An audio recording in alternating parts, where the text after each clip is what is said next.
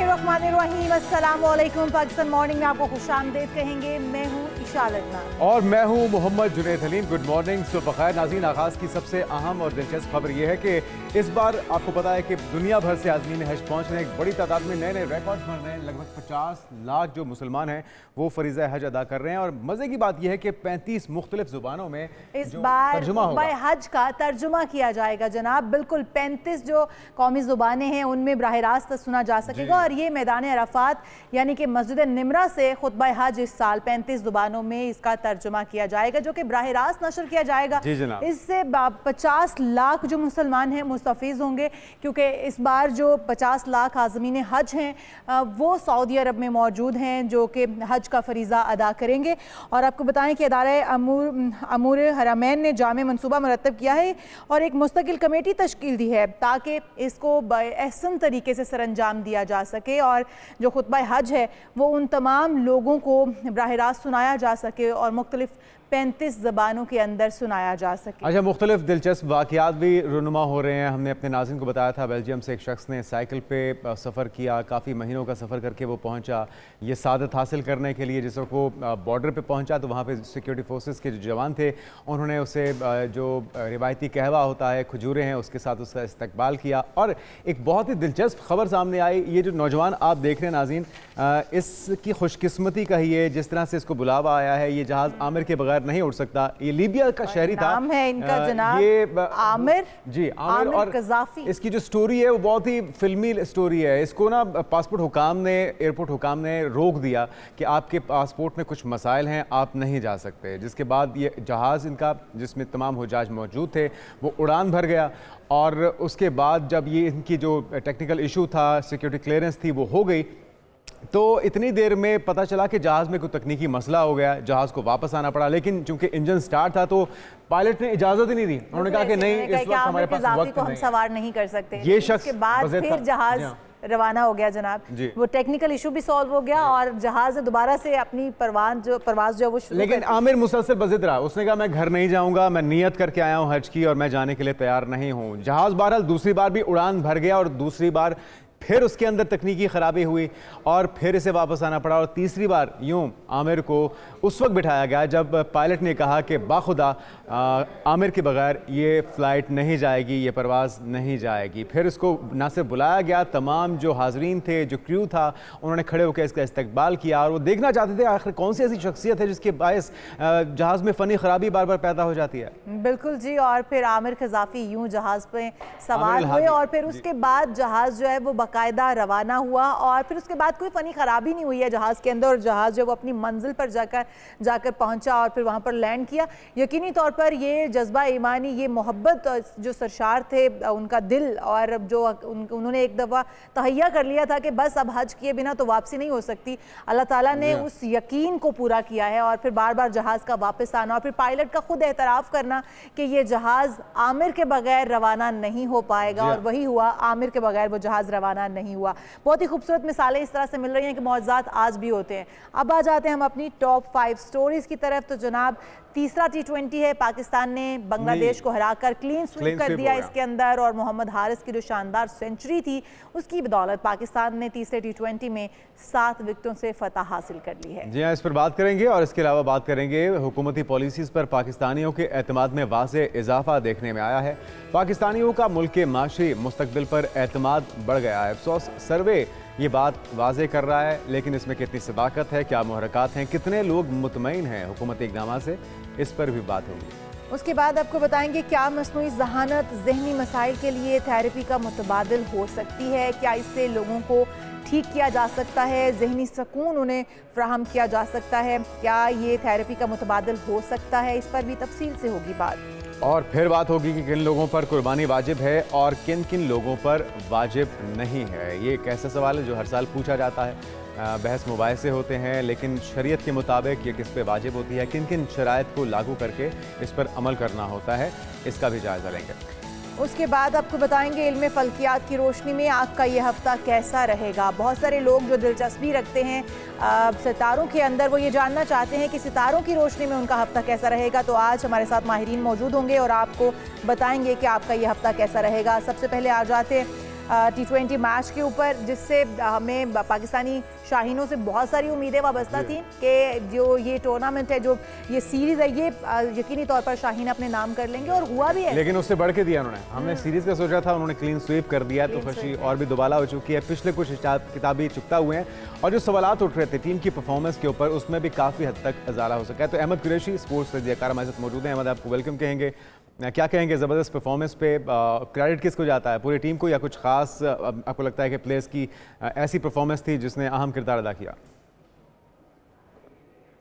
I think Bangladesh के against Pakistan की जीत को वैसे तो शायद आप बहुत ज्यादा हाईली रेट ना करें, क्योंकि हमें पता है कि बांग्लादेश कोई टॉप क्रिकेटिंग नेशंस में नहीं है, लेकिन जो पाकिस्तान की एक यंग टीम ने जिस तरह से बांग्लादेश के अगेंस्ट परफॉर्म किया, आई थिंक ये उसकी जितनी भी तारीफ की जाए वो काम है। जिस इंटेंट की और एग्रेशन की हम बात करते रहे हैं पिछले 2.5-3 साल में कि वो मिसिंग है पाकिस्तान की टीम से, वो नजर आया है। मोहम्मद हारिस हो, सैम अयूब हो, हसन नवाज हो, साहबजादा फरहान हो, ये यंगस्टर्स आए और इन्होंने जो पाकिस्तान क्रिकेट टीम के खेलने का अंदाज बदला है, आई थिंक बहुत खुशी हुई है। और कंसिस्टेंट अच्छा परफॉर्मेंसेस भी हैं, जैसे अहमद, जहाँ पर हम लोग क्रेडिट दे रहे हैं टीम को कि टीम की परफॉर्मेंस बड़ी अच्छी रही थी, वहाँ पर क्रेडिट सिलेक्शन कमेटी को भी दे देना चाहिए, क्योंकि जब सिलेक्शन अच्छी नहीं होती है तो हम तनकीद, जब परफॉर्मेंस ख़राब होती है टीम की तो हम सिलेक्शन कमेटी को भी निशाना बनाते हैं, हम तनकीद तो उन पर भी करते हैं, तो थोड़ा सा क्रेडिट देना चाहेंगे? बिल्कुल, देखें, सिर्फ सिलेक्शन कमेटी कोई क्रेडिट नहीं चाहता। पाकिस्तान का जो कोचिंग स्टाफ है उनकी भी ऑब्वियसली रिक्वायरमेंट होगी कि उन्हें यंग टीम मिले, उनको भी एक क्रेडिट जाता है, कप्तान को भी क्रेडिट जाता है। बिल्कुल आपने ठीक बात की है। जिस तरह से बुरी परफॉर्मेंसेस का जो एक क्रिटिसिज्म है वो सब पे होता है, तो जब आप एक ज़बरदस्त जीत हासिल करते हैं तो उसका भी आपको फिर एप्रिसिएशन और जो आपको किया जाना चाहिए, और आई थिंक इसमें सबको एप्रिशिएट भी करना चाहिए और सबको क्रेडिट जाता है।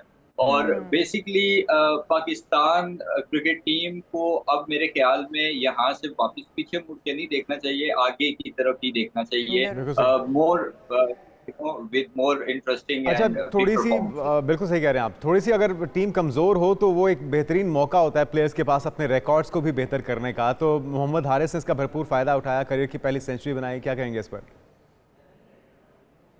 देखिए, हारिस को हमेशा से मैंने बड़ा हाईली रेट किया है। हारिस और सैम ये दो ऐसे प्लेयर्स हैं कि अगर वो खड़े हो जाएं तो आपको इजीली मैचेस जिता देते हैं। अनफॉर्चुनेटली हारिस को उतने चांसेस नहीं मिले थे जितने सैम को मिले। अब जब हारिस को कंसिस्टेंटली प्रॉपर चांसेस मिले हैं तो उसने डिलीवर किया है, तो आई थिंक ये बहुत अच्छी बात है, ना हारिस की अपनी जात के लिए बल्कि पाकिस्तान क्रिकेट टीम के लिए भी। और सिर्फ हारिस ही नहीं, अगर आप हसन नवाज को भी देखें या साहबजादा फरहान ने जैसे पहले मैच में परफॉर्म किया अपने, अनफॉर्चुनेटली कल उस तरह से नहीं वो खेल सका। तो ये चीज साबित करती है कि पाकिस्तान में ना सिर्फ टैलेंट की कोई कमी नहीं है, बल्कि ऐसे प्लेयर्स मौजूद हैं जिनमें वो इंटेंट है जो पाकिस्तान क्रिकेट टीम में मिसिंग था, और जो एग्रेसिव माइंडसेट के साथ खेलते हैं। सिर्फ बात है उनको मौका देने की।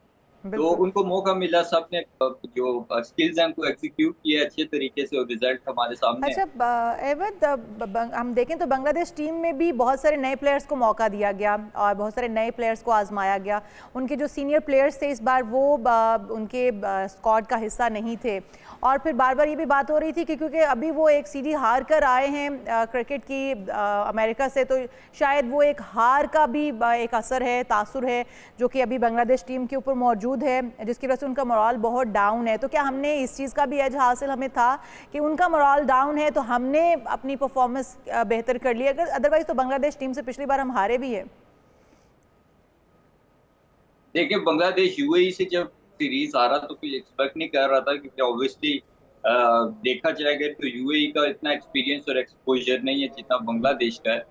उससे नो डाउट मोरल डाउन गया होगा, लेकिन हमारा कौन सा मोरल बहुत ज्यादा अप था। हम न्यूजीलैंड से 4-1 से सीरीज हार के आ रहे थे। उससे पहले की आप परफॉर्मेंसेस कह सकते हैं कि साउथ अफ्रीका या ऑस्ट्रेलिया वाला टूर हमारा सक्सेसफुल रहा व्हाइट बॉल का, लेकिन उस टीम के अंदर जो चेंजेस हुए और सत्यानाश हुआ वो भी हमारे सामने। तो हमारी भी परफॉर्मेंसेस वो टॉप नॉच नहीं थी।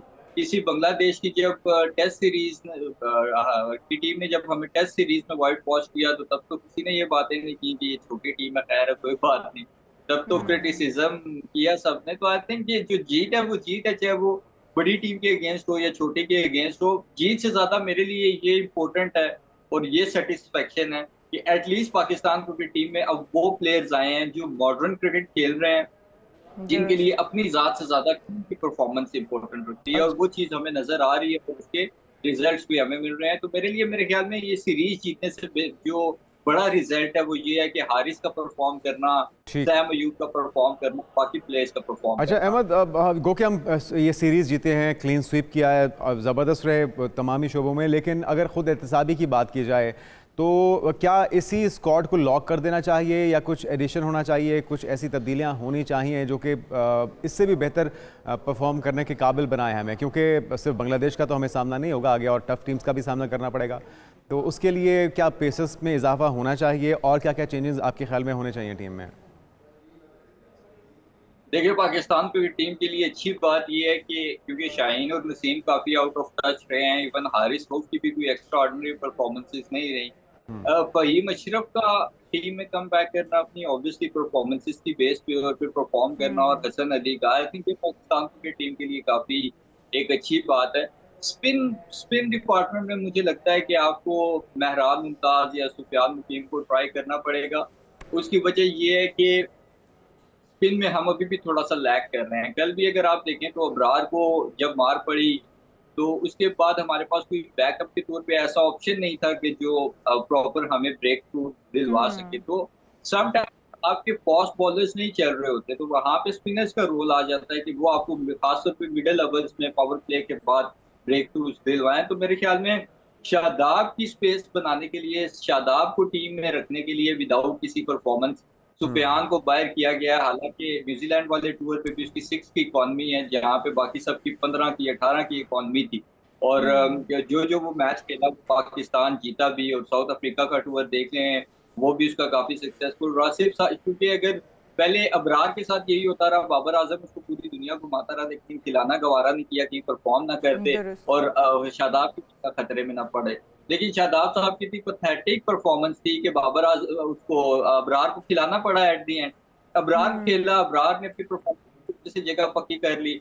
अब इन लोगों को शायद ये डर है कि सुफियान अपनी परफॉर्मेंसेस की वजह से जगह पक्की ना कर ले तो उस बेचारे को बिला वजह जो है वो बाहर कर दिया, हालांकि उसकी परफॉर्मेंस बहुत टॉप नॉच है। तो इस चीज को देखना चाहिए। अगर हमारा स्पिन डिपार्टमेंट थोड़ा सा स्ट्रांग होता है, महरान मुमताज या सुफियान ये आते हैं, तो मुझे लगता है कि हमारी टीम एक कंप्लीट पैकेज बन जाएगी।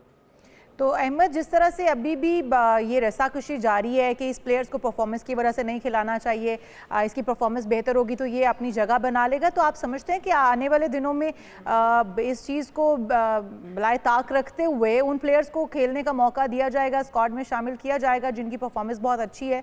क्योंकि अभी तक तो हम देख रहे हैं सियासत की नज़र हुआ हुआ खेल। देखिए, आपका जो सबसे बड़ा व्हाइट बॉल का टूर्नामेंट है वो पीएसएल है। अगर आपने उसके टॉप परफॉर्मेंस को रिस्पेक्ट नहीं देनी, फिर आपने क्या करना है? और देखिए, शादाब खान क्यों पाकिस्तान क्रिकेट बोर्ड के लिए इतना ज्यादा इंपॉर्टेंट है कि आप उसकी वजह से प्लेयर्स की कैरियर खराब कर रहे हैं। पिछले 2024 वाले पीएसएल के सीजन में Usama Mir top wicket taker था। आज उसामा मीर आपको कहीं दूर दूर तक नजर नहीं आता। उसको आपने कितने चांसेस दिए हैं पाकिस्तान क्रिकेट टीम में? कोई चांसेस नहीं दिए आपने, सिर्फ और सिर्फ किसकी वजह से? शादाब की वजह से। जिस बॉलर का अपने फुल टॉस पे कंट्रोल नहीं है, जिस बॉलर को अपनी लाइन लेंथ का नहीं पता, जिस बॉलर की तुक्का इनिंग्स एक आई है इस पूरे अरसे में जितना वो खेला है ये बांग्लादेश के अगेंस्ट, उस प्लेयर के लिए आपने उसामा मीर को खराब किया। आप अब सुफियान मुकीम को खराब कर रहे हैं, महरान मुमताज लाइन में आप उसको खराब कर रहे हैं। तो ये पाकिस्तान क्रिकेट बोर्ड को सोचना पड़ेगा। या तो शादाब की बहुत एक्स्ट्रा ऑर्डिनरी परफॉर्मेंस होती पीएसएल में या डोमेस्टिक खेल कर रहा होता या और लीग्स में तो समझ जाती थी, लेकिन एक प्लेयर की परफॉर्मेंस ही नहीं है। विदाउट किसी परफॉर्मेंस है तो आपने उसको टीम पे मुसल्लत किया हुआ है, दूसरे प्लेयर्स के कैरियर खराब कर रहे हैं, फिर आपने उसको वाइस कैप्टन बनाया हुआ है। तो वाइस कैप्टन बना के क्या आप साबित करना चाहते हैं कि हम उसको नेक्स्ट कैप्टन के रूप में भी देख रहे हैं? मेरे ख्याल में ये अगर ब्लंडर इसी तरह चलता रहा तो हमारा जो स्पिन बॉलिंग डिपार्टमेंट है वो बुरे तरीके से मुतासिर होगा। उसकी वजह यह है कि अगर एक साइड से अबरार अच्छी बॉलिंग करेगा भी, इकोनॉमिकल और विकेट लेगा भी, तो दूसरे एंड से शादाब मार खाता रहेगा। तो जब एक बॉलर अच्छी बॉलिंग कर रहा भी है और दूसरा अगर ज्यादा मार खा रहा है तो फिर वो मैच हमारे हाथ से निकल सकता है। तो आई होप कि पाकिस्तान क्रिकेट टीम की मैनेजमेंट इस चीज को देख रही होगी और सीरियसली कंसीडर कर रही होगी, क्योंकि किसी से भी आप पूछ लें, जिस किसी को क्रिकेट की बेसिक सेंस भी है, वो ये समझता है कि शादाब खान की इस टीम में कोई जगह नहीं बनती। और पाकिस्तान क्रिकेट बोर्ड को पहले भी समझ आने में काफ़ी वक्त लगा था और लेट समझ आई थी। इस बार भी हम उम्मीद करते हैं कि टाइमली समझ आ जाएगी। बाबर आजम मोहम्मद रिजवान अगर परफॉर्म नहीं कर रहे, वो फॉर्म में नहीं है, तो उनको कुछ देर के लिए रेस्ट दिया जाना ज़रूरी था। इसी तरह से जो प्लेयर्स अभी भी परफॉर्म नहीं कर रहे, उनको साइड पे किया जाना या रेस्ट दिया जाना ज़रूरी है और उन प्लेयर्स को सामने लाना जो कि परफॉर्म कर सकते हैं और पाकिस्तान को जीत से हमकनार करवा सकते हैं। यकीनी तौर पर उन प्लेयर्स को शामिल किया जाना चाहिए। बहुत शुक्रिया अहमद कुरैशी, आप हमारे साथ मौजूद थे और अपनी राय से आपने किया।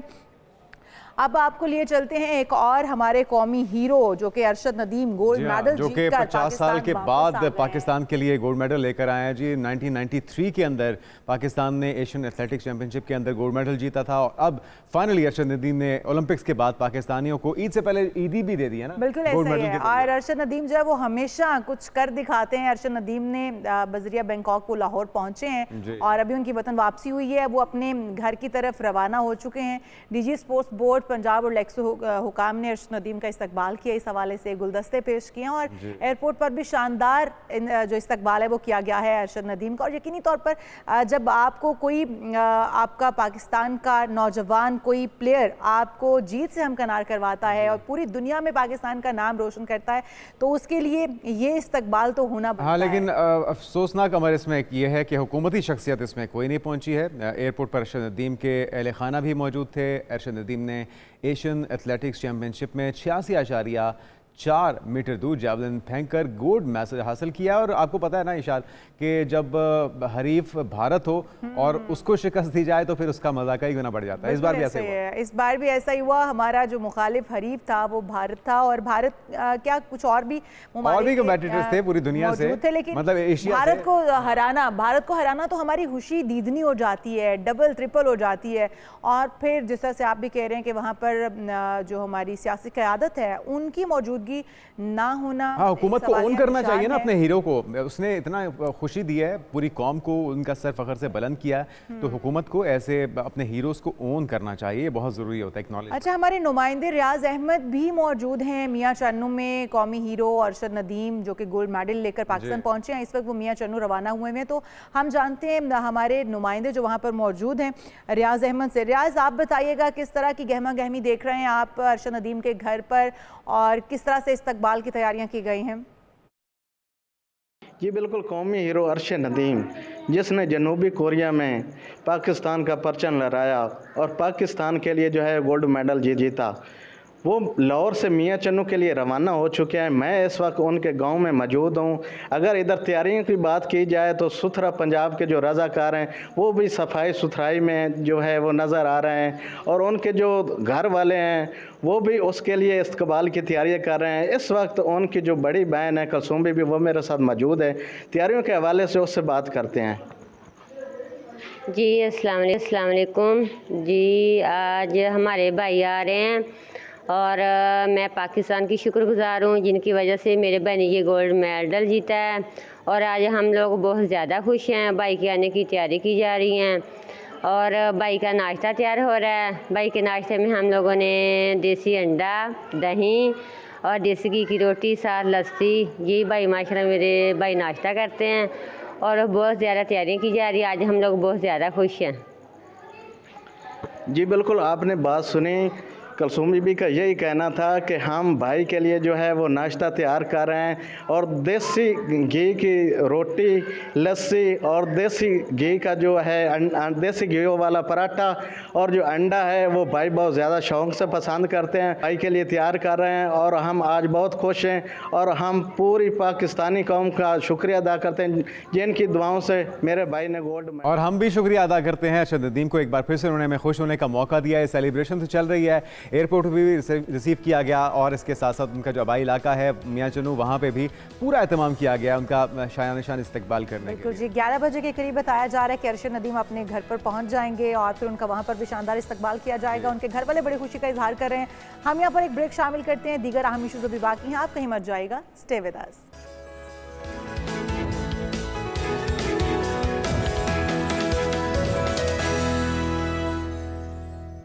नाज़रीन वेलकम बैक। और मुल्की मईशत के हवाले से कुछ अच्छी खबरें हैं। आज पाकिस्तानियों का मुल्क माशी मुस्तकबिल पर एतमाद बढ़ गया। लगभग 42% ऐसे पाकिस्तानी जिनका एतमाद बहाल हुआ और 21% अब भी ऐसे हैं जो कि समझते हैं। बिल्कुल जी, और ये अफसोस पाकिस्तान की सर्वे है जिसके मुताबिक बताया जा रहा है कि जो हुकूमती पॉलिसीज़ हैं पाकिस्तानियों का एतमाद उस पर वाज़े तौर पर बहाल हुआ है और मुल्की समत और मईशत पर भरोसा करने वाले पाकिस्तानियों की जो शरह है वो 6 साल की बुलंद तरीन सतह पर पहुँच गई है, जो कि बहुत ही अच्छी बात है। और बहुत सारी अभी भी अवाम ऐसी है जो कि 58% तकरीबन जो ये कहते हैं कि उनको पाकिस्तान की जो समत है वो भी दुरुस्त नहीं लग रही है। हमारे साथ डॉक्टर कैस असलम साहब मौजूद हैं, माहिर मईशत। वेलकम टू शो कहेंगे डॉक्टर साहब आपको।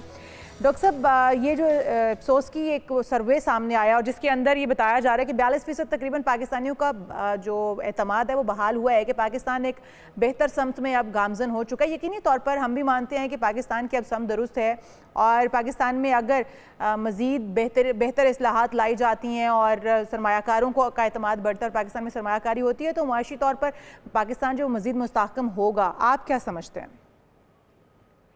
जी, मैं बिल्कुल यही समझता हूँ कि आई थिंक कि बड़े सालों बाद मुशर्रफ के बाद ये हुकूमत है जिसने सीरियसली मईशत के बारे में सोचना शुरू किया है। ओके। बट कंटिन्यूएशन ज़रूरी है। ज़रा अंडरस्टैंड करने की ज़रूरत है। आपने 42% कहा, तो वही हैं जिनको फ़ायदा कैपिटलिज्म में हो रहा है और वो लोग बाकी जो हैं उनको इस सारी तरक्की से कोई फ़ायदा नहीं हो रहा है, इसलिए क्योंकि इंडस्ट्री तो अभी माइनस में है, सर्विस सेक्टर ग्रो कर, और ये सारे जिनका शायद सर्वे लिया हो वो सर्विस सेक्टर से हों, रियल एस्टेट से हों and such fourth, banking sector से हों। दूसरी बात जो कहने वाली है ये है कि ये तरक्की जो है ये टू स्लो है। ये हमें कुछ 6% ग्रोथ चाहिए। ये 1.75 के करीब पहुंची है, विच इज़ इम्प्रेसिव, क्योंकि पहले इस हुकूमत के आने से पहले तो वो माइनस में थी।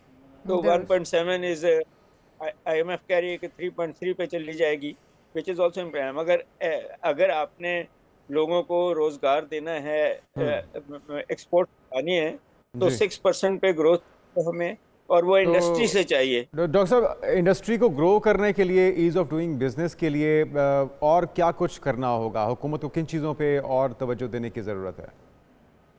देखें, बात ये है कि हमारा जो वो, मैं हमेशा से ये कहता हूँ कि जो वो 4 बेसिस हैं जिनके ऊपर किसी भी मुल्क की तरक्की होती है, उनमें से 2 ले लेते हैं। वो 4 ये हैं कि लैंड, आपकी जो एग्रीकल्चर है, उसमें जो पानी का इशू है, उसमें जो इनपुट्स के इश्यूज हैं और छोटे फार्मर्स के इश्यूज हैं, मगर जो लीस्ट प्रोडक्टिव है उसमें रिफॉर्म्स बड़ी सीरियसली चाहिए। लेबर, जो आपकी यूथ है जो 60% है, उसको आपको नई स्किल्स 21st सेंचुरी की स्किल चाहिए, और ये अभी तक हमने फैसला नहीं किया कि प्राइवेट सेक्टर ने देनी है या पब्लिक सेक्टर ने देनी है। पब्लिक सेक्टर की एजुकेशन सिस्टम का हाल आपको पता ही है, उसमें भी रिफॉर्म्स चाहिए। ये सेक्टर की तरफ ले जाना चाहते हैं, मेरा नहीं ख्याल कि वो अफोर्ड कर सकेंगे। बट तीसरा जो है, जो हमारे पास नहीं है, फाइनेंसेस और टेक्नोलॉजी, उसके ऊपर बहुत ज़्यादा इम्पोर्टेंट है। वो आपके जो छोटे एंटरप्रेन्योर्स हैं, आपके बड़े एंटरप्रेन्योर्स तो प्रोग्रेसिव हैं, उनके पास पैसा भी है, तो बट इससे सिर्फ 2 ही चीज़ें कर ली जाए ना, आपको स्किल्स दे दी जाएं आपकी लेबर को, और इंडस्ट्री को एक डायरेक्शन दे दिया जाए, उसको टैक्स छूट दे दी जाए, तो शायद वो डायरेक्शन जो हम जिसकी बात कर रहे हैं वो हो जाएगी। डॉक्टर साहब, अगर हम बात कर लें सर्वे की, तो सर्वे के अंदर जिस तरह से कहा जा रहा है कि जो बेरोज़गार अफराद थे उनके एतमाद में भी काफ़ी बेहतरी आई है और वो भी एतमाद का इजहार कर रहे हैं, लेकिन अगर हम देखें तो हमारी इंडस्ट्री बंद पड़ी हुई है, जॉब उस तरह से निकल नहीं पा रही हैं, तो फिर वो तबका जो कि बेरोज़गार था उनका एतमाद किस तरह से बहाल हुआ है? और जिस तरह से आप भी कह रहे थे कि जिन लोगों को फ़ायदा हासिल हुआ है उनकी रेशो ही बता रही है कि समत में बेहतरी आई है पाकिस्तान की मौशी समत में, लेकिन बाकी अभी भी शिकवा को ना है। महंगाई की बात कर लें तो लोग ये भी कहते हैं महंगाई अगर कम हुई है तो उनके सम्राट अवाम तक नहीं पहुंच पाए हैं, वो भी अवाम बीच में हैं जो अभी भी शिकवा कनाएं कि महंगाई बहुत ज़्यादा है और उनकी दस्तरस से चीज़ें जो हैं वो बहुत दूर हैं। अभी अगर हम देख लें तो जिस तरह से आप भी इंडस्ट्री की बात कर रहे हैं, तो इंडस्ट्री की बहाली हो गई, एग्रीकल्चर की बहाली हो गई, हमारे किसान भी रो रहे हैं। देखें, एग्रीकल्चर तो मेरा ख्याल है कि एक डिक्लाइन में है। एग्रीकल्चर को बेहतर करने के लिए किसान कार्ड नहीं कम है। जब तक आप इनपुट प्राइसेस को नीचे नहीं लाते, वहाँ से टैक्स लाते, जब तक आप जो है उनको विजन नहीं देते कि जी कौन सी प्रोडक्ट जो हैं अब आप मैन्युफैक्चर करेंगे और मैन्युफैक्चरिंग को भेजेंगे और कौन सी एक्सपोर्ट करेंगे, तो चीज़ें बेहतर आएंगी। पानी का इशू तो आपको पता ही है, कुछ हमारा अपना है, कुछ क्लाइमेट चेंज है, कुछ हिंदुस्तान ने बंद कर दिया, तो उसके अंदर ये मुमकिन नहीं है। हमें कंसंट्रेट ही एम्प्लॉयबिलिटी पे करना चाहिए। अब हमारे कंट्रोवर्शियल इश्यूज दो हैं। एक ये है कि हमने जॉब क्रिएशन करनी है फॉर इस सारी यूथ के लिए, जिसका मतलब है कि आपकी लेबर इंटेंसिव होगी। दूसरी तरफ आपने ग्रोथ देनी है, जिसका मतलब है इंडस्ट्री कैपिटल इंटेंसिव होगी, मशीनें बेहतर आएंगी।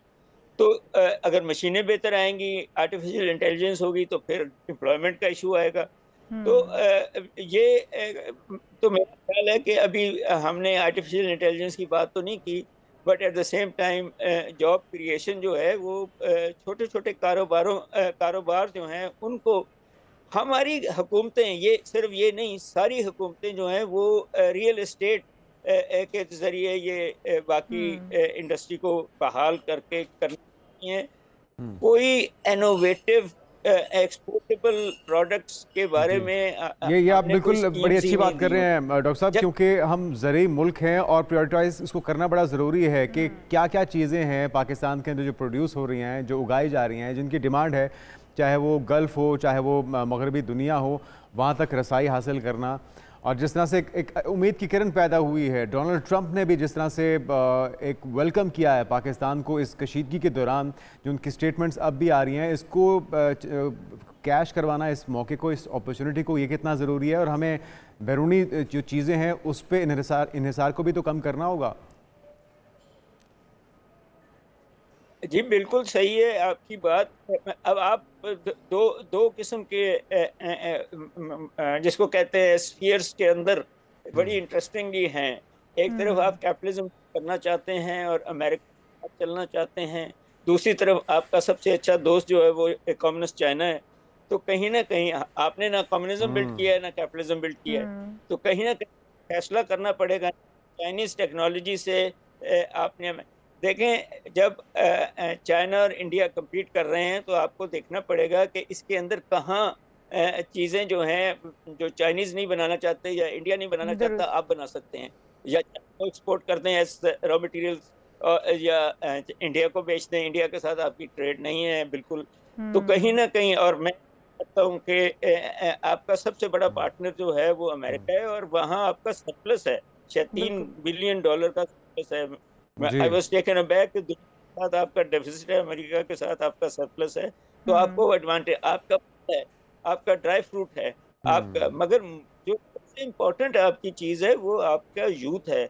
आप देखें ना, $30 बिलियन और पाकिस्तान के अंदर पोटेंशियल तो बहुत मौजूद है, लेकिन सिर्फ इस बात पर गौर करने की ज़रूरत है कि हमें किस तरह से प्रायोरिटी पर रखना है अपनी सनत को। और जिस तरह से हम एक ज़रूरी मुल्क हैं, तो हमें जो चीज़ें हम काश्त कर रहे हैं उनको किस तरह से हम एक्सपोर्ट कर सकते हैं, एक्सपोर्ट क्वालिटी किस तरह से बना सकते हैं। बहुत सारे सेक्टर्स ऐसे हैं जहाँ पर काम अभी होना बहुत ज़रूरी है। बहुत शुक्रिया डॉक्टर कैसर असलम साहब हमारे साथ मौजूद। लेकिन बहरहाल अच्छी चीज़ ये है कि लोगों का एतमाद बढ़ा है और हमारी सिमत का तयन हो चुका है, हम सही डायरेक्शन में आगे बढ़ रहे हैं, ये एक पॉजिटिव चेंज है। हमें ब्रेक लेते हैं और ब्रेक के बाद ब्रेक शामिल करते हैं। आप कहीं मत जाएगा, दीगर अहम इश्यूज अभी बाकी हैं। Stay with us.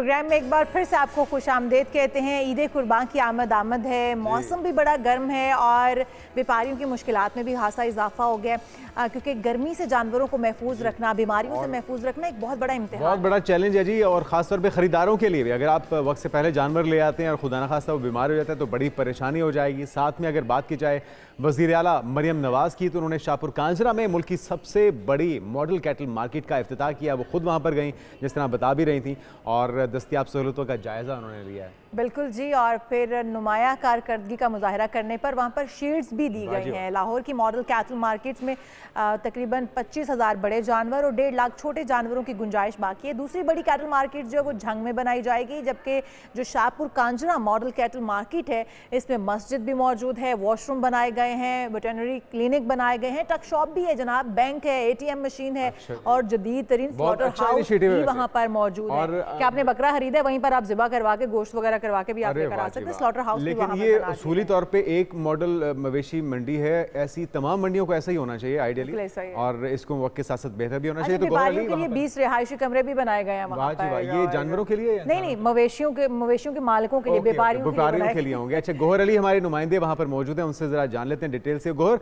बताइएगा कि क्या क्या सहूलियात वहाँ पर हैं, व्यापारी कितने मुतमईन हैं और जो वहाँ पर गाहक आ रहे हैं वो कितने सरप्राइज्ड हैं, खुश हैं देख के सब कुछ? जी बिल्कुल, पंजाब की पहली कैटल मार्केट का इफ्तिताह कर दिया गया है। शाहपुर कांजरा में एक कैटल मार्केट कायम की गई है जो 74 एकड़ अराजी पर मुश्तमिल है। यहाँ पर 25,000 बड़े जानवर और 1.5 लाख छोटे जानवर रखने की गुंजाइश है। सायेदार शेड बनाए गए हैं।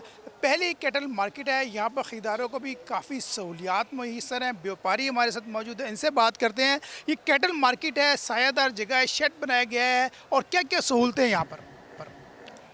जी अस्सलाम वालेकुम सर, सहूलतें तो बहुत ज़्यादा दी हैं इस दफ़ा पहले की निस्बत। पिछले साल जो सहूलतें थी बहुत कम थी। ये था कि हर जो भी व्यापारी यहाँ पे आते थे अपना मतलब साए का इंतज़ाम करते थे, पानी का इंतज़ाम करते थे। इस बार पिछले साल की निस्बत बहुत ज़्यादा सहूलियात मिली हैं और कुछ सहूलियात अभी जो हैं वो मुकम्मल नहीं हुई क्योंकि अभी मंडी मुकम्मल कंस्ट्रक्शन का काम चल रहा है, मुकम्मल नहीं। इतनी तपती धूप में आप यहाँ जानवर फ़रोख्त करते थे, अभी एक शेड बनाया गया है। अली ज़ाहिद ज़रा कैमरा मैन दिखाएँ ये शेड, कितना बड़ा शेड है जहाँ सैकड़ों जानवर जो है वो मौजूद हैं। इस वक्त ये सैकड़ों जानवर पर मुश्तमिल ये शेड है। यहाँ पर सायादार जो है व्यापारी जो है वो यहाँ मौजूद हैं। इससे पहले जो है वो यहाँ पर अपनी मदद आपके तहत ये टेंट लगा कर इंतज़ाम करते थे और गर्मी से जो है जानवरों का भी बुरा हाल होता था। तपिश से जो है फ़रोख्त कुरिंदा जो व्यापारी हैं उनका भी बुरा हाल होता था। तो यहाँ पर अब जो ये सायादार शेड है यहाँ पर फैमिली भी जानवरों की ख़रीदारी कर सकती है। जी बिल्कुल, अब तो फैमिली के लिए तो बहुत इजी हो गया। कोई भी फैमिली मतलब इजीली आ सकती है और इजीली अपने बच्चों को एंजॉय के तौर पे भी यहाँ ला सकते हैं और ख़रीदारी के लिए भी लोग यहाँ के आ सकते हैं फैमिली के साथ भी, और अकेले भी जैसा कोई आना चाहे आ सकता है। ईजी है, कोई मसला नहीं है, कोई प्रॉब्लम नहीं है और बहुत ज़्यादा सहूलियात हैं। छाएँ के लिए भी प्रॉपर इंतज़ाम जो है शेड का बनाया हुआ है और पानी के लिए प्रॉपर जो उन्होंने जगह जगह पर वो पानी का इंतज़ाम किया हुआ है। तो पिछले साल की निस्बत इस दफ़ा बहुत ज़्यादा बेहतरी हुई है। ऐसी मार्केटें जो है वो दीगर शहरों में भी बनाई जानी चाहिए। जी बिल्कुल, हर शहर में तकरीबन लाजमी होनी चाहिए क्योंकि हर जगह पे होगी, लोग आएंगे और ख़रीदारी भी करेंगे और साथ में इंजॉय भी होगा। जी बिल्कुल, इन व्यापारी का कहना है कि ऐसी जो कैटल मार्केट हैं वो दीगर इस्लामी बनाई जाए ताकि जो ख़रीदार है। जी बहुत शुक्रिया। ठीक है, गौहर अली हमारे साथ मौजूद थे। गौहर अली बता रहे थे कि कितने अच्छे इंतजामात हैं। यहाँ पर एक ब्रेक शामिल करेंगे और ब्रेक से जब वापस आएंगे तो आपको बताएंगे कि कुर्बानी किन लोगों पर वाजिब है और किन लोगों पर नहीं है। लेकिन एक ब्रेक के बाद स्टे विद अस।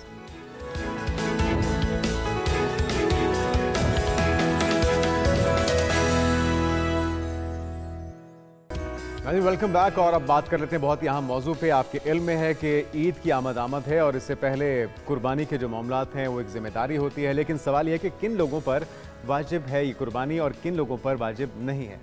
बिल्कुल जी, लफ्ज़ कुर्बानी की पहले बात कर लेते हैं तो ये इसका मतलब है कुर्ब से ये निकला है और इसका मतलब है अल्लाह ताला का कुर्ब हासिल करना। अल्लाह ताला की जो रहमत है वो हासिल करने के लिए इंसान का अपनी जान और माल, औलाद या किसी भी हलाल जानवर का सदका देकर या उसको अल्लाह ताला की राह में कुर्बान करके अल्लाह ताला की मोहब्बत और कुर्ब हासिल करना। अब आ जाते हैं कि किन किन लोगों पर जो कुर्बानी है वो वाजिब होती है। हमारे साथ मौजूद हैं डॉक्टर वकास जाफ़र साहब, इस्लामिक स्कॉलर हैं। वेलकम टू शो कहेंगे आपको। डॉक्टर साहब, सबसे पहले बात ये हो जाती है कि बहुत सारी ख़वातीन ऐसी हैं जो घर पे बैठे हुए वो कहती हैं कि हमारे ऊपर भी वाजिब है, तो हम भी कुर्बानी का शौक़ रखते हैं, हम भी कुर्बानी करें।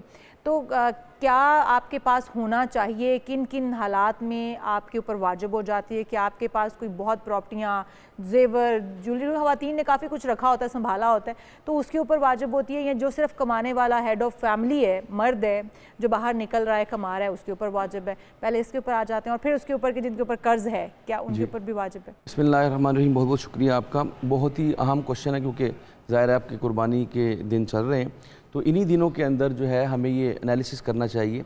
बाज़ औक़ात ये होता है कि घर के अंदर लोगों के ऊपर 2-2, 4-4 लोगों के ऊपर कुर्बानी वाजिब हो रही होती है, लेकिन उसका इल्म नहीं होता उनको जी। तो कुर्बानी की वजूब के लिए जो शराइत हैं, पहली चीज़ तो ये है कि इसको ज़हन में रख लें कि कुर्बानी कोई इवेंट नहीं है, सिर्फ एक कोई सेलिब्रेशन या कोई फेस्टिवल नहीं है, बल्कि ये इबादत है। और जो भी इबादत होती है उसकी कुछ शराइत होती हैं, और इबादत का कोई एक ज़ाहरी पहलू भी होता है और बातनी पहलू भी होता है। ठीक है, तो कुर्बानी भी इबादत है, लिहाजा जैसे आपने कहा कि कुर्ब हासिल करना, अल्लाह के करीब होना, सब कुछ जान माल जो है सब कुछ अल्लाह की राह पे निशावर कर देना, इसको कुर्बानी कहते हैं। तो कुर्बानी का वो जो वजूब है, उसके लिए जो फुक़हा ने जो शराइत या दीन इस्लाम ने शराइत बताई हैं, उसमें पहली नंबर पे कि मुसलमान होना, यानी काफिर के ऊपर कुर्बानी नहीं है।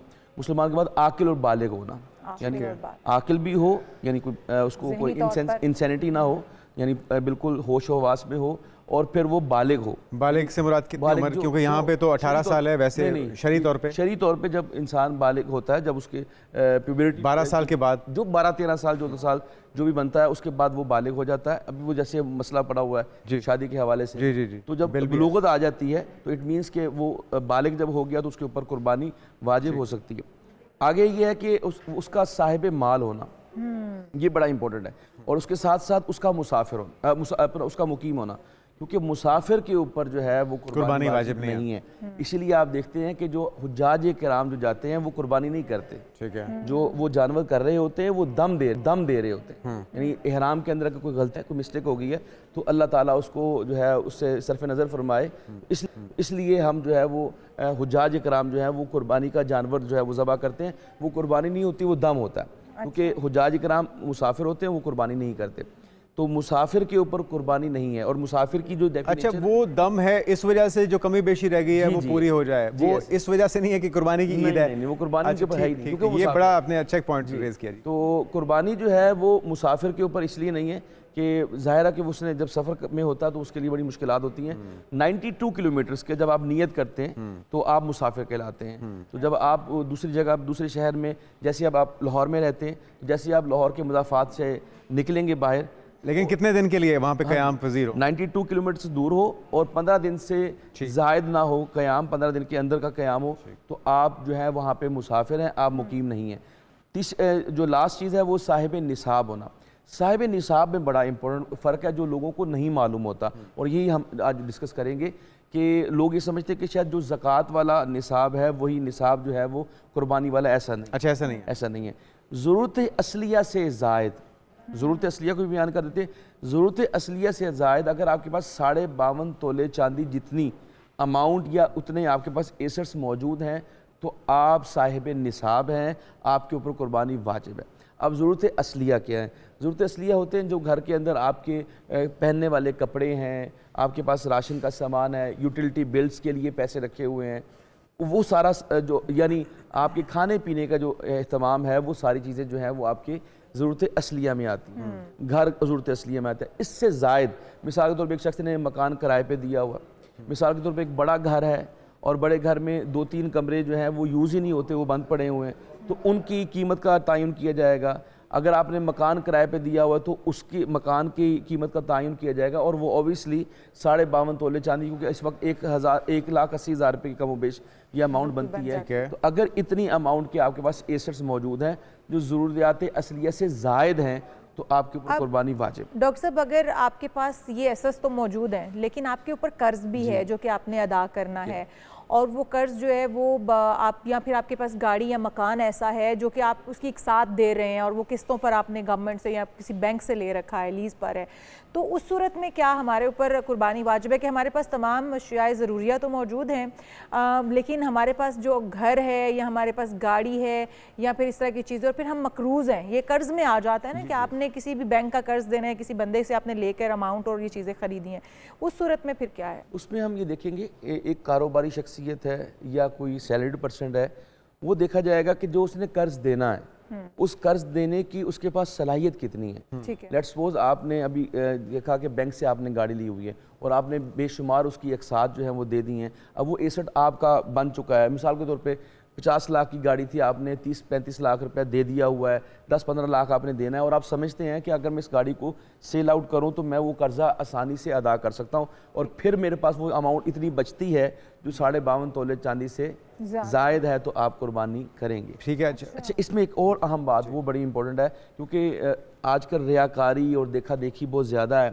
तो इसमें जो इम्पोर्टेंट बात वो ये है कि जिस शख्स के ऊपर कुर्बानी वाजिब नहीं है और वो कुर्बानी का जानवर खरीद लेता है, अच्छा, और लेट्स सपोज कि खुदा ना खास्ता वो जानवर अल्लाह को प्यारा हो जाता है, वो मर जाता है कुर्बानी से ईद से पहले, तो अब वो चाहे कर्जा उठाए वो उस साल कुर्बानी जरूर करेगा। अच्छा, अगर उसका जानवर वैसे जाया हो गया है और उसके ऊपर कुर्बानी वाजिब नहीं थी और उसने जो है वो एक शौक के तौर पे उसने अपने ऊपर कुर्बानी को खुद वाजिब कर, कुर्बानी तो करनी पड़ेगी जुर्माने की सूरत में। अच्छा, थोड़ा सा इसके हम डिटेल्स में आ जाते हैं। एक तो ये कि बेऐब जानवर के बारे में कहा जाता है, कौन कौन से ऐब गिने जाते हैं इनके होते हुए कुर्बानी का जानवर जो है उसकी कुर्बानी जायज़ नहीं होगी। और दूसरा, फीमेल जो जानवर हैं, जिस तरह हम बकरा सुनते हैं, दुम्बा सुनते हैं, ऊँट सुनते हैं, या जितने भी मेल जानवर हैं वो तो हम सुनते ही हैं, क्या फीमेल जिस तरह बकरी है, ऊँटनी है या भैंस है, इसकी कुर्बानी भी होती है? तो इसके मसले बहुत इंपॉर्टेंट क्वेश्चन किया। पहले जो आपने क्वेश्चन किया वो ये है कि जैसे मैंने आपको पहले बताया कुर्बानी इबादत है,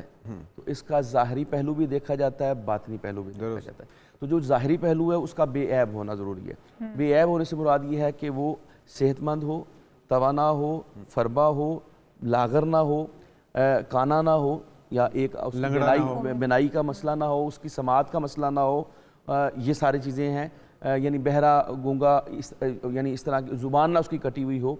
इसी तरह जो है अगर कान है और कान 1/3 से ज़्यादा कटा हुआ है, 1/3 से ज़्यादा, अच्छा, तो फिर उसकी कुर्बानी जाएगी। इसी तरह सींग है, सींग भी अगर 1/3 से ज़्यादा कटा हुआ तो उसकी कुर्बानी जायज़ नहीं है। इसमें भी मैंने अभी एक जगह भी प्रोग्राम किया, मंडी में जाके प्रोग्राम किया था, उसमें यह है कि खूबसूरती को मद्देनजर रखते हुए लोग जो है व्यापारी जो है वो सींग काट देते हैं। ऐसे जानवरों की कुर्बानी जायज़ नहीं है। जो सींग को इसी वजह से या इस तरह की दवाई का, मेडिसिन का यूज़ करते हैं, ऐसा कोई मसाला मिलता है जो उसके सींगों पे वो जब पैदा होता है उसी वक्त लगा देते हैं, जिसकी उससे सींग निकलते ही नहीं है। निशान मौजूद होता है लेकिन सींग जो है ना वो ग्रो नहीं करते। ये तमाम चीज़ें जो हैं ये नकाइस में आता है। यानी कुदरती तौर पे जो अल्लाह ताला ने हुस्न दिया जानवर को वो करना चाहिए।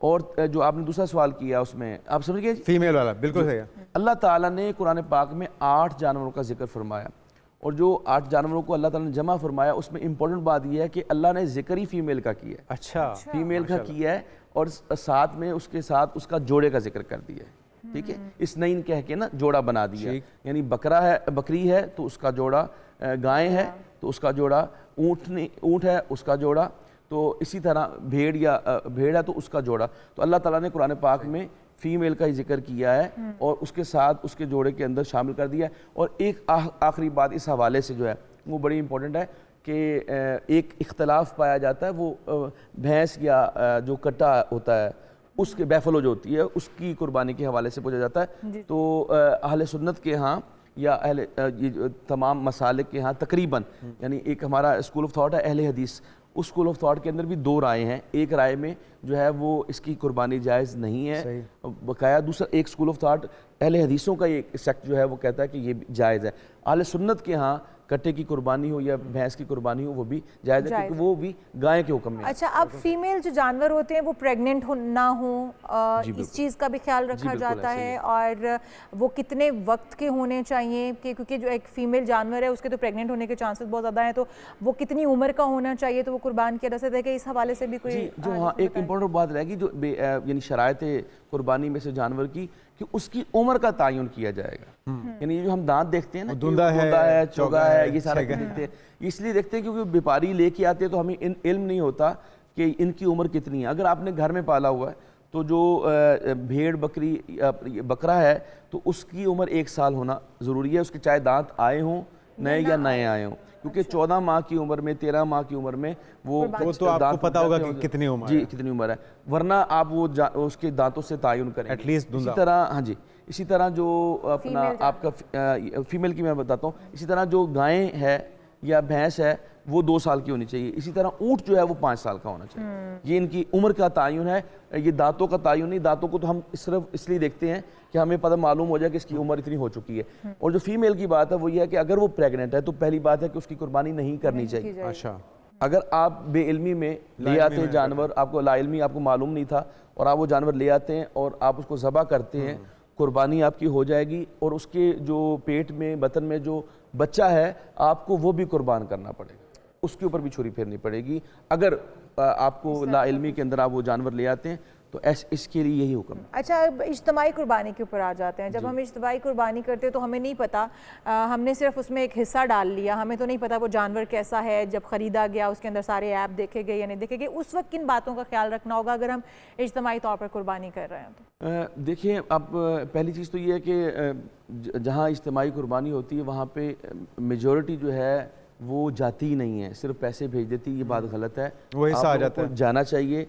इसी तरह जैसे आका अलैहिस्सलाम जब कुर्बानी फरमाया करते थे तो सईदा फ़ातिमा ज़हरा जो उस वक्त बहुत छोटी होती थी उनको अपने पास बुलाते थे और बुलाकर उनको जो है दिखाते थे कि बेटा ये हम अल्लाह की राह में इस जानवर को कुर्बान कर रहे हैं। तो बच्चों को बुलाना और अच्छा, ये सुन्नत है जी, हुजूर अकरम की सुन्नत है, बच्चों को बुलाना, उनके सामने कुर्बानी करना, उनको पता चले कि ये अल्लाह की राह में कुर्बान हो रहा है, ये ज़रूरी है।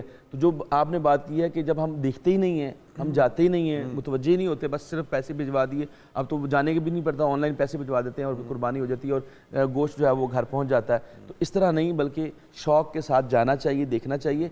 और जो इदारे कर रहे हैं वो ज़ाहिर है इसी जिम्मेदारी के साथ करते हैं कि जो है जानवर लागर ना हो, ये सारी जो बेऐब जानवर को ढूंढ के। तो ये बड़ी अच्छी आपने बात बताई कि ये सुन्नत रसूल है कि अपने बच्चों को बुला के कुर्बानी के अमल को दिखाना और उसका हिस्सा बनाना। अच्छा, ये थोड़ा सा इन्फॉर्मेशन के लिए बातें क्योंकि हो रही हैं बच्चों की, तो हज़रत इब्राहीम ने जिस वक्त ये कुर्बानी करने लगे थे अपने बच्चे की, हज़रत इस्माइल की, उनकी उम्र क्या थी? हाँ जी, आपकी उस वक़्त उम्र जो है, एक बड़ा अहम सवाल है कि हज़रत इब्राहीम अलैहिस्सलाम को आपकी पैदाइश से लेके आपके बुढ़ापे तक आजमाया गया है और आपको जान माल और हर तरह से आजमाया गया। जब आपकी उम्र 84 इयर्स, जब आप 84 साल के थे तो अल्लाह ताला ने आपको हज़रत इस्माइल अलैहिस्सलाम जो है वो तोहफे में दिए थे 84 साल की उम्र में। और यानी हैरानी वाली बात है कि 84 इयर्स ओल्ड, आपको पता बुढ़ापे में औलाद कितनी प्यारी होती है। और फिर जब वो 2 माह के थे तो उनको कहा गया कि आप इनको जो है वो वहाँ पे बेआबो गया वादी के अंदर, मक्का के अंदर छोड़ आए, तो आप छोड़ आए थे और फिर आप पलट के वापस नहीं आए थे जब हज़रत इस्माइल अलैहिस्सलाम की उम्र 10 बरस हुई।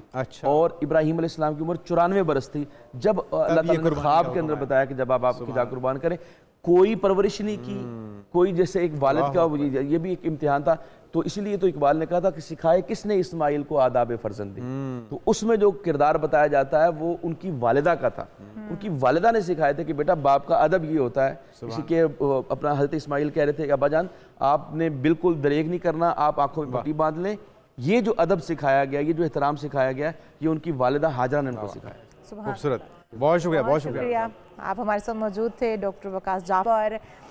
कुर्बानी का, क्योंकि कुर्बानी की बात हो रही है, जानवरों की बात हो रही है, तो अब कौन सा ईद पर मौसम रहेगा, मौसम कौन सा है कुर्बानी के लिए, क्या गर्मी की शिद्दत में थोड़ी सी कमी आएगी, ये सब कुछ जानेंगे। इस सब पर बात होगी, लेकिन एक ब्रेक के बाद आप कहीं मत जाएगा, स्टे विद अस।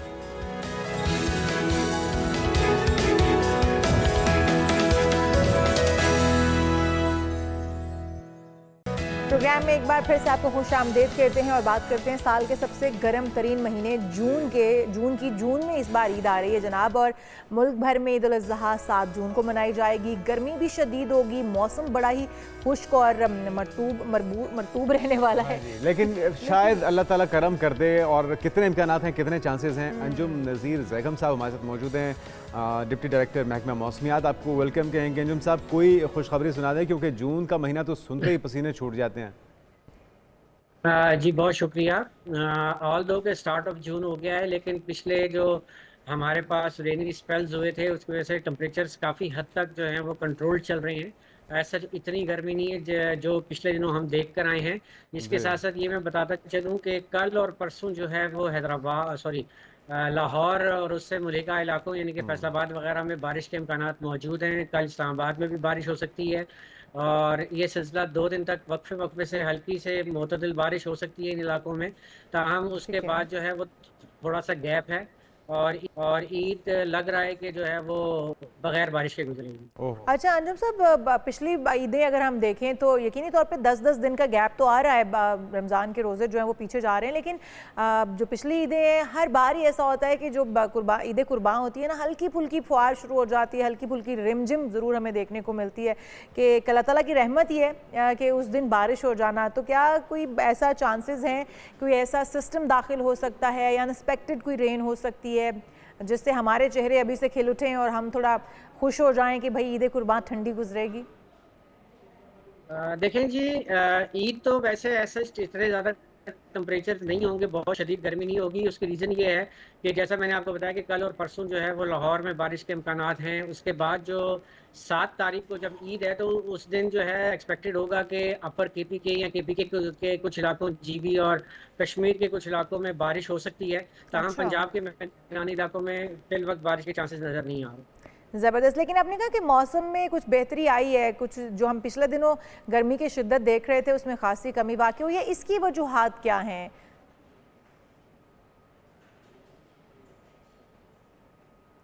जी जी, अंजुम साहब सुन पा रहे रीज़न हैं। वही है कि बारिश होकर हटी और जब ईद के जी जी फरमाइए फरमाइए। मैंने कहा कि ईद का बारिश होकर हटी है और उसकी वजह से कोई टेम्परेचर जो हैं वो काफ़ी हद तक बेहतर हैं। और ईद के दिनों में भी जैसा मैंने बताया कि अपर एरियाज में कुछ हल्की फुल्की बारिश के इम्कानात होंगे, जिसकी वजह से पंजाब के मैदानी इलाकों में टेम्परेचर ऑलमोस्ट अच्छे रहेंगे। अच्छा ये जो आप बता रहे हैं कि इस बार ईद भी लगभग खुश्क ही गुजरेगी, पिछले साल के मुकाबले में टेम्परेचर आप बता रहे हैं कदरे कम है, इसकी क्या वजह है? ये जो पॉजिटिव चेंज है इसकी वजह क्या समझ रहे हैं आप? देखें, जो मैंने बताया ना कि पिछले दिनों जो एक कंटिन्यू जो ये बारिश के स्पेल्स गुजरे हैं उसकी वजह से जो है वो ऑलमोस्ट जो है वो टेम्परेचर्स में सब्सिडेशन है। ऑलमोस्ट 38-39 तो हमारे पंजाब के मैदानी इलाकों में है, सदरन पंजाब में 40 तक हैं, 40-42, इसी तरह अपर सिंध में भी 40-42 के आसपास हैं। तो ऐसा कोई बहुत ज़्यादा वाली जो गर्मी है वो वाली सिचुएशन नहीं है। ताहम जून है, गर्मी तो होगी। बिल्कुल ऐसा ही है। अंजुम साहब, प्री मानसून और फिर मानसून का बाकायदा आगाज़ कब से हो जाएगा? तवक्को इस बात की है कि जी 20 तारीख के बाद जो है वो प्री मानसून की एक्टिविटीज स्टार्ट हो जाएंगी इंशाल्लाह। और उसके बाद फिर मानसून कब तक जारी रहेगा? देखिए जी, मानसून का जो दुरानिया होता है वो जुलाई से सितंबर तक होता है।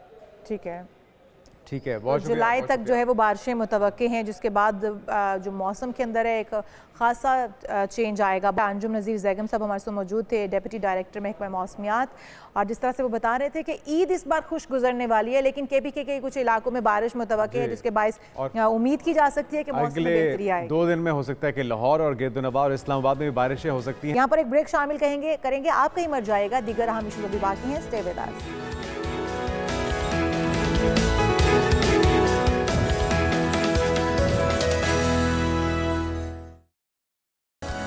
एक बार फिर से आपको कहेंगे खुश आमदीद है आपका फेवरेट सेगमेंट, जिसमें आप ये जानना चाहते हैं कि आपका हफ्ता कैसा गुजरेगा। तो जान लेते हैं बगैर वक्त ज़ाया। बिल्कुल जी, वैसे तो किस्मत का हाल कोई नहीं जान सकता खुदा की ज़ात के अलावा, लेकिन फिर भी जो सितारों पर यकीन रखते हैं वो मुस्तकबिल को जानना चाहते हैं कि क्या होने वाला है और क्या उनके लिए बेहतर रहेगा।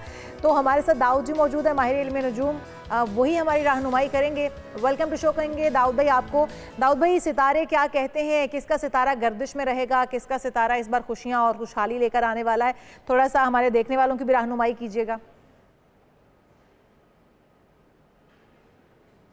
दाऊद भाई, आपका शुक्रिया। और इससे भी बड़ी अहम बात ये कि जी जी जी मैं सुन पा रहा हूँ, आपका शुक्रिया। और इससे भी बड़ी बात ये है कि जो महीना है ये बहुत बड़ी पॉजिटिव तब्दीलियां लेकर आ रहा है, क्योंकि जुपिटर और वीनस की जो पोजीशन और ट्रांजिशन हो रही है उससे 4 स्टार्स के ऊपर बड़ी करामात होने वाली हैं और 2 बुरूज को एहतियात करनी है। इसलिए रेमेडीज भी मैं साथ साथ बताऊंगा। अहम है ये महीना भी और ये वीक भी।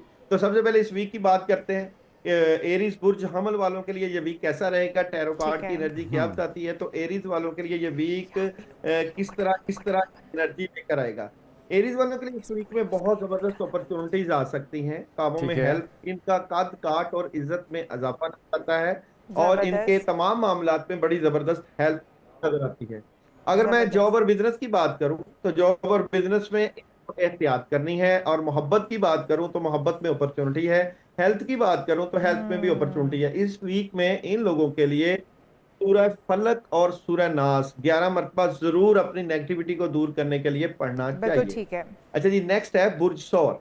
बुर्ज सौर वालों की इस वीक की एनर्जी क्या नजर आती है। तो बुर्ज सौर वाले इस वीक में क्या करने जा रहे हैं। अच्छा जी, बुर्ज सौर वालों के मुश्किल रस्तों से आसानियों की तरफ जा रहे हैं, लेकिन यहाँ पे हासदीन बैठे हैं जो इनके मामलात खराब कर सकते हैं। एक बहुत बड़ा नेगेटिव एनर्जी या दुश्मन या हासिद इनके मामलात को खराब करता हुआ नजर आ रहा है। जॉब और बिजनेस में कोई खबर है, और ये खबर जो है, हाँ जी, ये खबर जो है ये नेगेटिविटी की तरफ ले जा सकती है, इसलिए जॉब और बिजनेस में एहतियात चाहिए। मोहब्बत की बात करें तो मोहब्बत में कामयाबी है, और हेल्थ की बात करें हेल्थ भी बेहतर है। पढ़ने के लिए ला हौला वाला कुव्वत इल्ला बिल्लाह बहुत एनर्जी लाएगा।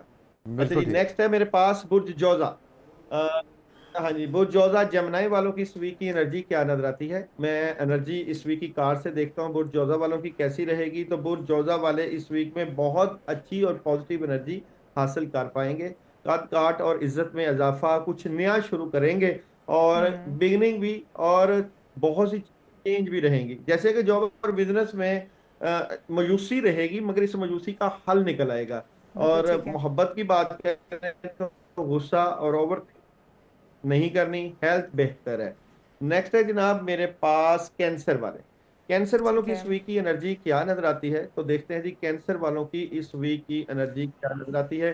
अच्छा जी, कैंसर वालों को बिल्कुल एहतियात करना है। बॉटम में नेगेटिविटी और हासदीन और स्टार्स की नेगेटिविटी मौजूद है, लेकिन अगर आप कोई इन्वेस्टमेंट करना चाहते हैं तो जरूर करिए, उसका फायदा बाद में होगा, वक्ती फायदे नहीं होंगे, दूर पर फायदे हो सकते हैं। जॉब और बिजनेस बड़ी खबरें और अच्छी खबरें, पैसे और मैरिज और रिलेशन में वर्किंग अच्छी जा रही है। और हेल्थ की बात करें तो हेल्थ में अच्छी सेहत है, लेकिन डिप्रेशन ना आए और गुस्सा ना आए तो सेहत और बेहतर रहेगी। नेक्स्ट है जनाब लियो। लियो वालों की इस वीक की क्या एनर्जी नजर आती है। वालों की इस वीक की एनर्जी क्या नजर आती है। तो लियो वालों का बॉटम में सन है, अच्छी एनर्जी है, लेकिन सेकंड में किसी की बातों में नहीं आना, और मकार और हासिद लोग आपको खराब करेंगे, और आपकी इंट्यूशन इतनी जबरदस्त होगी कि आपको पता चल जाएगा सही और गलत की पहचान क्या है। इसलिए मैं समझता कि आप आंख कान खुले रखें, बातों में नहीं आना, क्योंकि धोखा आपको बिल्कुल, ये आपने साथ वालों की बातों में नहीं आना। अच्छा जी, नेक्स्ट अगर मैं यहाँ पे बात करूँ तो मुझे पता है कि आपका लियो है, आई थिंक। मेरा लियो है, और मेरे जुनैद की बातों में नहीं आना, और इन्होंने मेरी बातों में बिल्कुल नहीं आना। ठीक है, मैं पूरी कोशिश करूंगा आपको बहकाने की। अच्छा, जॉब और बिजनेस बहुत अच्छा है, और मैरिज और रिलेशन में कामयाबी है, और हेल्थ भी जबरदस्त है, बस वहीं पे एहतियात करनी है। और जनाब नेक्स्ट है विर्गो। विर्गो बुर्ज सुमला वालों की एनर्जी क्या नजर आती है। विर्गो की वीक की एनर्जी की बात करूं तो विर्गो वाले नहीं, अच्छा सा ये है कि आप सारे मामलात को मोहब्बत से ही डील कीजिएगा। नजर आ रहा है दूर से, बिल्कुल हार्ट है, मगर मोहब्बत से डील कीजिएगा। नेक्स्ट में देखें कि आपके रिलेटिव्स में से, इर्द गिर्द के लोगों में से आपको एहतियात करना पड़ेगी, क्योंकि थर्ड कार्ड में आपके पैसों से मुतल्लिका थोड़ी सी नेगेटिविटी है। कोई पैसे रुक सकते हैं, पैसों के मामलात, पैसों से मुतल्लिक वो एक फ्रॉड हो गया मेरे साथ। लेकिन पुप्पो खाला इनसे भी बच के रहना है, फैमिली में बहुत सारे लोग ऐसे हैं। अच्छा, आगे बताइए, टाइम कम है। यहाँ पे जॉब और बिजनेस में थोड़ा सा गुस्सा ना करें, पोलाइट रहें। अच्छा दाऊद भाई, वन लाइनर हम सारे सितारों का बताएंगे क्योंकि टाइम बड़ा शॉर्ट रह गया हमारे पास। जबरदस्त है, वन लाइनर देने लगा हूँ। सैजिटेरियस वालों की इस वीक की एनर्जी क्या नजर आती है। सैजिटेरियस वाले इस वीक में बहुत पॉजिटिव एनर्जी लेकर आएंगे, रूहानियत में हेल्प है, बड़ा कुछ कर सकते हैं, और इस वीक में लाहौला वाला कुव्वत इल्ला बिल्लाह का दिन की एनर्जी को स्ट्रॉन्ग करेगा। तो मैं समझता हूँ कि अच्छी एनर्जी के मालिक नजर आते हैं। नेक्स्ट है जनाब लिब्रा। लिब्रा वालों जी। की इस वीक की एनर्जी नजर आती है। मैदान वालों की तो लिब्रा वाले इस वीक में बहुत पॉजिटिव एनर्जी हासिल करेंगे, मोहब्बत ठीक। से मामलात को डील करेंगे और तमाम मामलात पे निगाह रखेंगे। काफी नेगेटिविटी निकल जाएगी और अब पॉजिटिविटी का सफर समझे बिल्कुल शुरू ठीक हुआ है, चाहता बिल्कुल है ठीक है। आप लोगों के लिए बड़े अरसे के बाद। ओके। स्कॉर्पियो वालों की इस वीक की क्या एनर्जी नजर आती है, तो स्कॉर्पियो वालों को देखें तो स्कॉर्पियो वाले इस वीक में कुछ बढ़िया करने की कोशिश करेंगे, कामयाबी रहेगी और 2-3 जगहों पे पैसों की इन्वेस्टमेंट भी कर सकते हैं, लेकिन एंड पे यानी कि सैटरडे संडे एहतियात करें, वहां नुकसान हो सकता है। नेक्स्ट है कैप्रिकॉर्न वाले। कैप्रिकॉर्न वालों की इस वीक की एनर्जी क्या नजर आती है, तो कैप्रिकॉर्न वाले इस वीक में बहुत पॉजिटिव एनर्जी हासिल करेंगे। सिक्स सेंस इंट्यूशन बड़ी जबरदस्त और कुछ बड़ा बिजनेस हो या जॉब हो, कुछ भी हो, उसमें फायदा होगा और रिलेशन में भी जबरदस्त। कामयाबी रहेगी। नेक्स्ट है जी। जनाब अक्वेरियस बिलो। अक्वेरियस वालों की इस वीक की एनर्जी क्या नजर आती है, तो अक्वेरियस वालों को जल्दी से इस निकाल वीक लें। में बिगिनिंग में एहतियात करना है और डिसीजन लेते वक्त एहतियात करना है। अभी इस में स्ट्रगल और फाइट करते हुए नजर आते हैं। और और पाइसेस। लास्ट में है जनाब बुर्ज हौत। बुर्ज हौत वालों की हाँ जी, पाइसिस वालों की इस वीक की एनर्जी क्या नजर आती है, तो पाइसिस वाले इस वीक में आपके पास कामयाबी की कुंजी मौजूद है और अगर आप प्रॉपर्टी वगैरह लेना चाहते हैं जरूर लें। एक बात की एहतियात करनी है, पैसा किसी के हाथ नहीं देना, हाँ। एतबार नहीं करना। प्रॉपर्टी जरूर ओवरऑल लें, बहुत अच्छा शर्त लेकिन ये भी पैसा है- अपने हाथ में रखते हुए शर्त ये भी है कि पैसा होना चाहिए। बहुत शुक्रिया, दाऊद जी हमारे साथ मौजूद थे। इन चीज़ों का एहतियात रखेंगे ताकि आपका हफ्ता बेहतर से बेहतर गुजरे। आज के प्रोग्राम से इतना ही। हमें दीजिए इजाजत, अपना ख्याल रखिएगा। अल्लाह अल्लाह हाफिज।